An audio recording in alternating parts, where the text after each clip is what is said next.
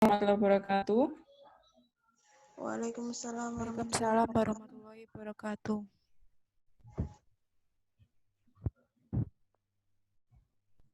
Saya kurang berapa pertemuan adik ya?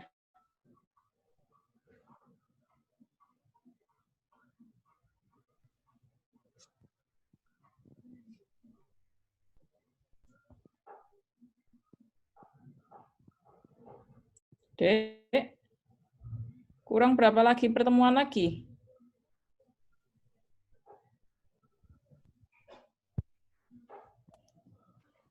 Kurang 2 pertemuan lagi. Hmm? Kurang 2 pertemuan lagi karena pemadatan. 2 kali pertemuan ya? Ya sudah. Ini saya bahas tentang anemia dalam kehamilan ya. Berarti minggu ini sama minggu depan ya, Dek ya?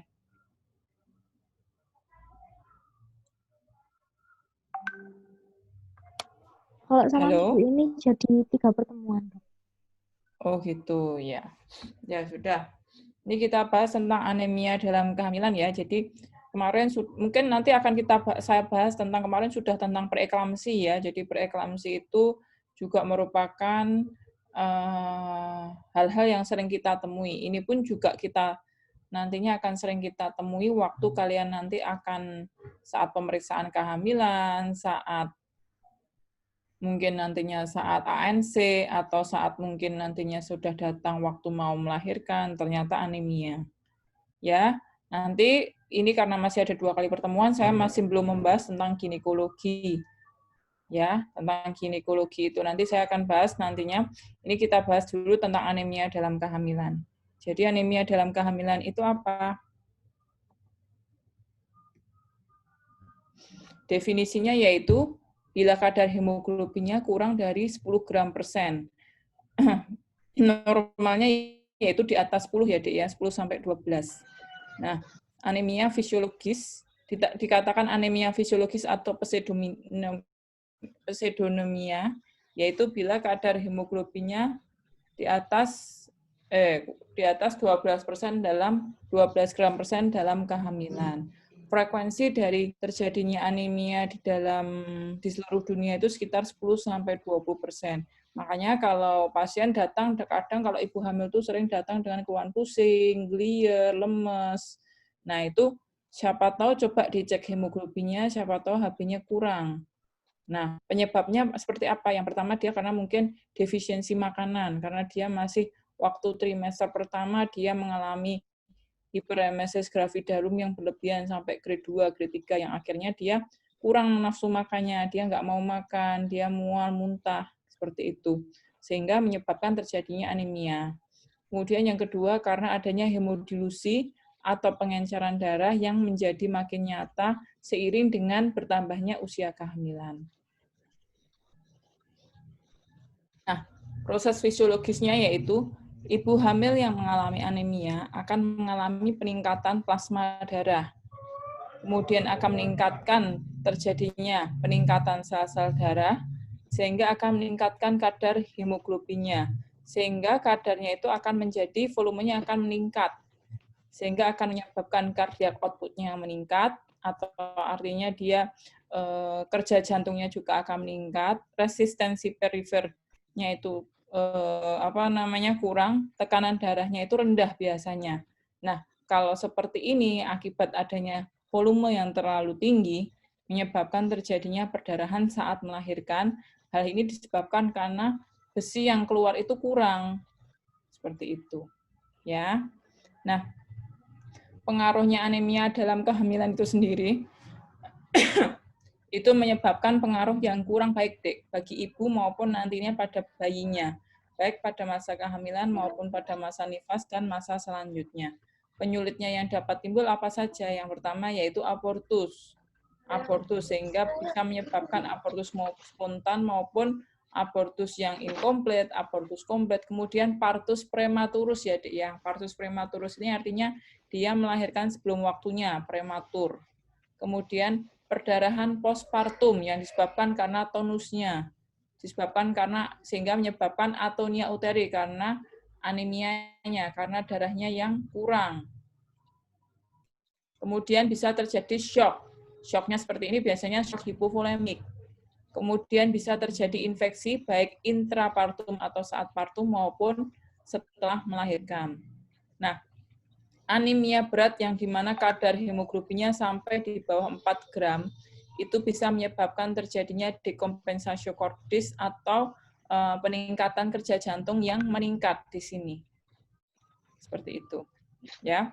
Kemudian bagi hasil konsepsi sendiri juga akan memberikan pengaruh yang tidak baik. Yang pertama, bisa terjadinya kehamilan, kematian mudiga atau IUFD. Kemudian terjadinya kematian perinatal, kematian yang terjadi setelah melahirkan dari 0 sampai 7 hari.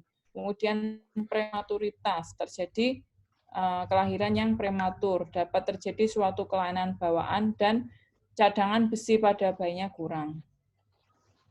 Sehingga anemia dalam kehamilan seperti ini akan menyebabkan terjadinya potensi, terjadinya morbiditas maupun mortalitas pada ibu maupun bayinya. Nah, pembagian anemia sendiri dalam kehamilan bisa dibedakan menjadi 4 macam ya, Dik ya. Kebanyakan ibu hamil itu penyebabnya karena anemia defisiensi besi. Anemia defisiensi besi ini terjadinya sekitar 62,3%. Kemudian anemia megaloblastik, anemia hipoplastik, dan anemia hemolitik. Yang pertama, anemia defisiensi besi. Anemia yang sering kita jumpai pada ibu hamil, terjadinya sekitar 62%. Penyebabnya apa? Input besinya yang kurang, kadar zat besinya yang kurang. Makanya ibu hamil itu dianjurkan untuk minum sulfasferosis atau obat penambah darah. Ya.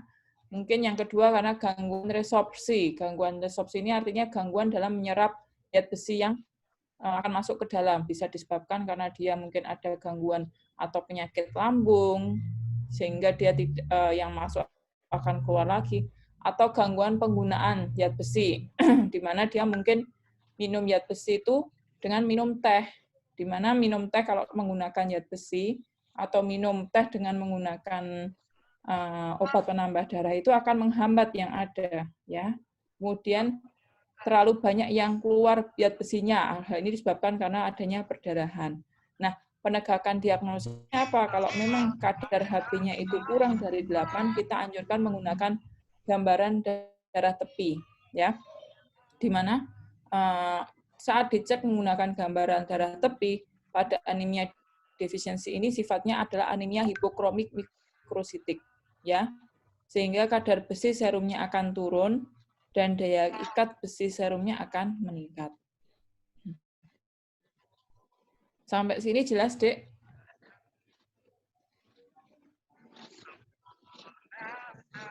Dek? Jelas, Dok. Jelas ya? Ada yang mau bertanya? Ini masih kurang satu yang belum masuk ya? Ada 24 ya jumlahnya ya? 28, Dok. Oh, 28 malahan. Iya. Berarti masih kurang 5 ya? Ini absensinya di sini juga terakhir 25 ini. Ya. Nanti tolong Dek Dinda ditulisnya yang absennya yang 23 ini aja ya. Sampai ini udah jam berapa ini? Udah sampai jam 9 kurang 1/4 soalnya. Ya. Dek Dinda.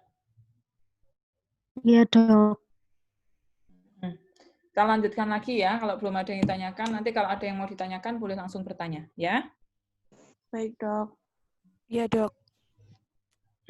Nah, kemudian selain itu, di mana protoporfirin eritrositnya itu akan juga terjadi peningkatan.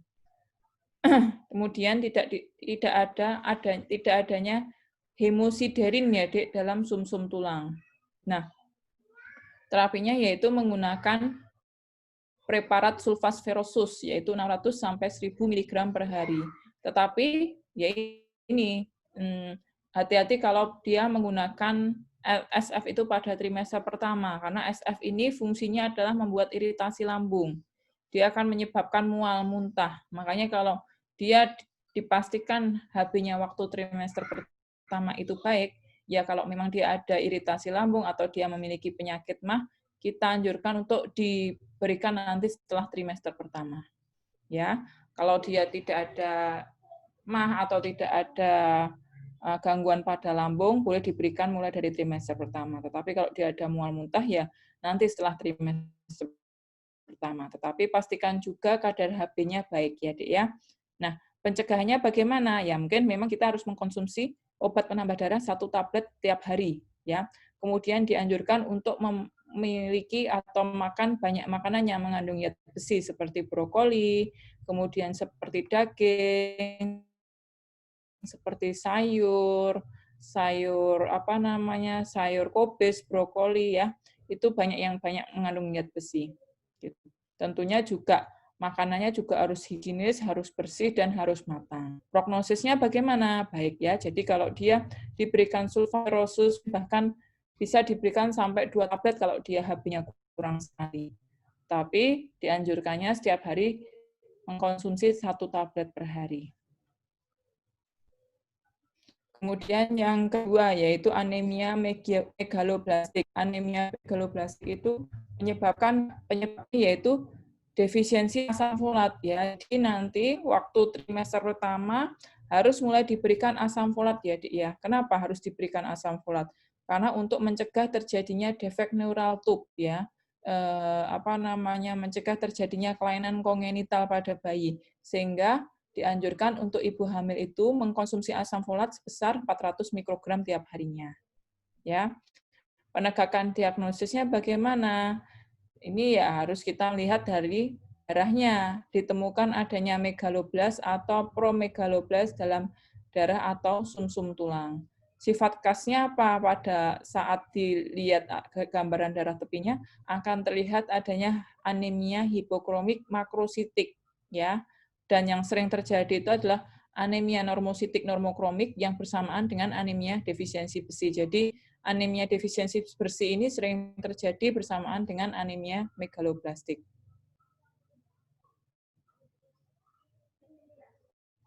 Nah, terapinya ya apa ya, Dik ya? Karena sering bersamaan dengan anemia defisiensi besi, maka dianjurkan pemberiannya yaitu diberikan asam folat dan besi. Dosisnya yaitu 400 ya, Dik ya. 400 mikrogram. Ini udah miligram. Ini kalau kayak gini untuk ibu hamil kurang, Dek. Ditambahin lagi 400 mikrogram yang terbaru. Kemudian jika penyebabnya defisiensi vitamin B12, diberikan vitamin B12 ini. Asam folat tidak diberikan secara rutin, tetapi sebaiknya diberikan rutin mulai dari trimester pertama ya, Dik ya. Karena pembentukan organ itu akan terbentuk sampai usia kehamilan 16 minggu. Prognosisnya juga masih baik. Makanya ibu yang akan mempersiapkan kehamilan itu lebih baik diberikan asam folat 3 bulan sebelumnya untuk mencegah terjadinya defek neural tube. Sampai sini ada yang mau bertanya?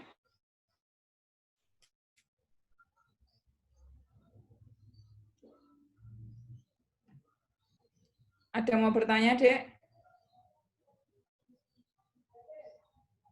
Belum, Dok. Halo? Belum, Dok. Belum ada ya?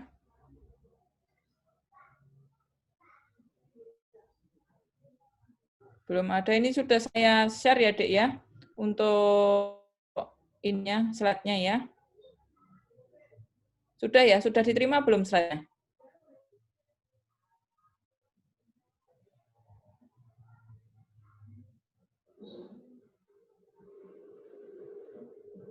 Sudah ya? Ya. Saya lanjutkan ya kalau belum ada yang bertanya. Yang ketiga yaitu anemia hipoplastik. Anemia hipoplastik ini adalah anemia pada wanita hamil yang disebabkan oleh karena sumsum tulang kurang mampu untuk membuat sel darah yang baru. Penyebabnya sampai sekarang masih belum diketahui dengan pasti. Kecuali dia disebabkan oleh karena adanya sepsis. Sepsis itu artinya dia peningkatan suatu kondisi penurunan kesadaran di mana terjadi suatu tanda-tanda infeksi. Leukositnya tinggi, kemudian dia ada tanda-tanda demam, tanda-tanda takikardi, tanda-tanda dia nafasnya terlalu cepat, itu tanda-tanda sepsis ya. Kemudian disebabkan oleh karena sinar ronsen, racun maupun obat-obatan.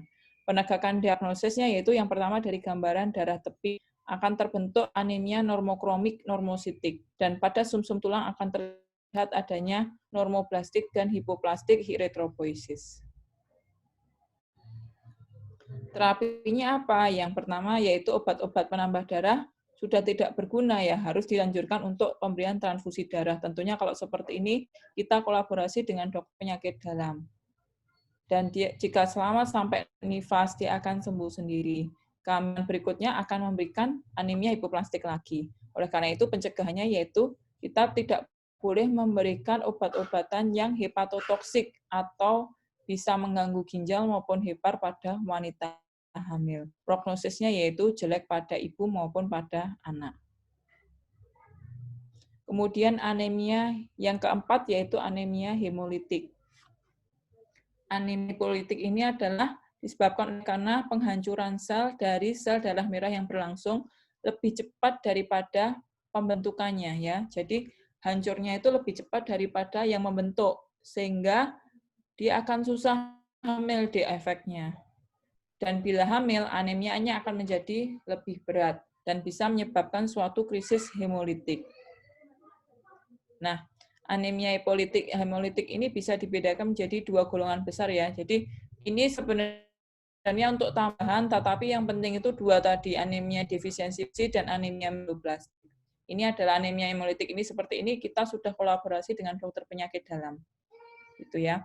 Yang dibagi dua golongan, yang pertama adalah karena faktor intrakorpuskuler disebabkan pada penyakit-penyakit seperti sferositosis, kemudian eliptositosis, kemudian anemia hemolitik, talasemia atau gangguan darah, anemia sel sapit, paroksimal nokturnal hemoglobinuria. Artinya ini adalah hemoglobinnya meningkat tajam pada waktu malam hari.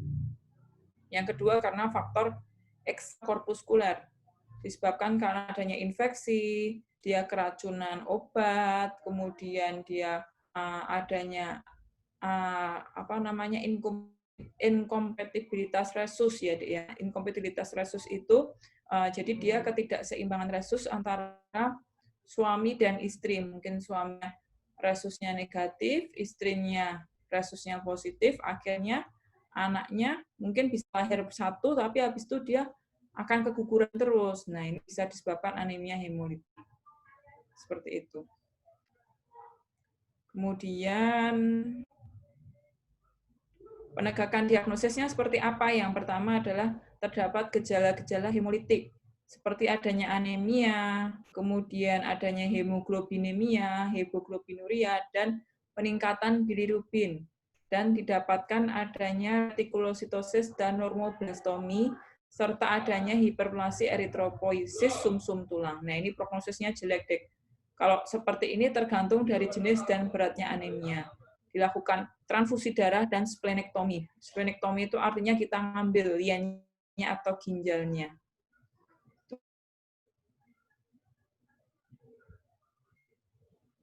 Nah, kesimpulannya apa, Dek? Jadi anemia itu merupakan suatu proses fisiologis dalam kehamilan. Dikatakan anemia bila kadar hemoglobinnya itu kurang dari 10 gram per sen. Dan anemia itu bisa disebabkan karena kehamilan, sehingga seperti ini dia harus mengantisipasi dengan pemberian obat penambah darah, kemudian mengkonsumsi makanan yang banyak mengandung zat besi, dan terjadinya perubahan dalam darah maupun sumsum tulang. Dan untuk menegakkan diagnosis ini baik bisa ditegakkan waktu antepartum, pada waktu intrasum maupun waktu postpartum ya. Dan prognosnya tergantung dari penyebabnya. Makanya dilihat kalau penyebabnya kayak anemia defisiensi besi maupun anemia asam, anemia megaloblastik, ya berarti dia prognosisnya baik. Tapi kalau sudah anemia hemolitik atau anemia hipoplastik, nah itu prognosisnya jelek. Nah, terapinya pun juga tergantung dari jenis dan beratnya anemia. Seperti itu. Ya. Ada yang mau ditanyakan, Dek, sampai sini?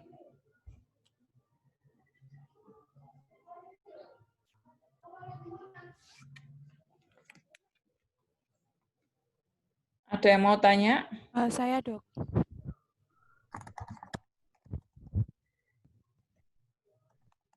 Ada yang mau ditanyakan?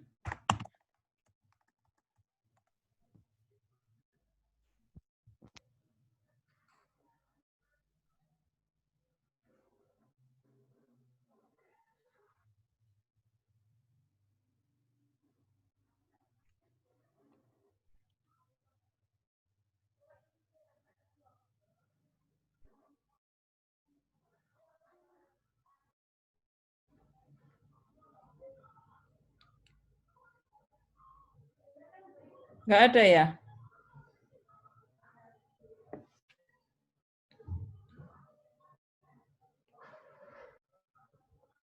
Seperti apa contohnya dari anemia megaloblastik? Nah, ya ini dia kekurangan asam folat, Dek. Ya, dia bisa disebabkan efeknya yaitu dia umpamanya melahirkan bayi dengan kelainan kongenital seperti anencefal. Nah, itu sifatnya letal, anencefal itu. Artinya tempurung, otaknya tidak terbentuk. Nah, ini bisa disebabkan karena kelainan atau kekurangan asam folat. Makanya, ibu hamil seperti ini, dari 3 bulan sebelum merencanakan kehamilan, dianjurkan untuk mengkonsumsi asam folat sebanyak 400 mikrogram tiap hari. Gitu ya, sampai dia kalau bisa 20 minggu, karena dia proses pembentukan organ semuanya itu terbentuk sampai usia kehamilan 16 minggu. Jadi makanya asam folat itu dianjurkan diberikan sampai usia kehamilan 16 minggu. Jadi sebelum 3 bulan sebelum kehamilan atau proses kehamilan sampai dia 16 minggu minimal. Seperti itu. Ya. Jelas, Dek?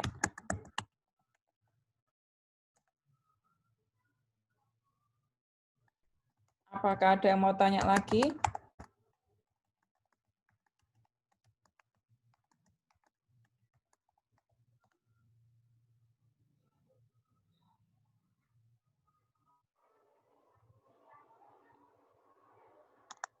Tolong nanti di absen ya.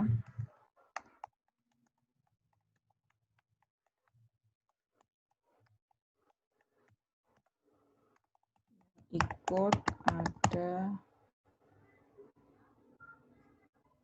24 orang.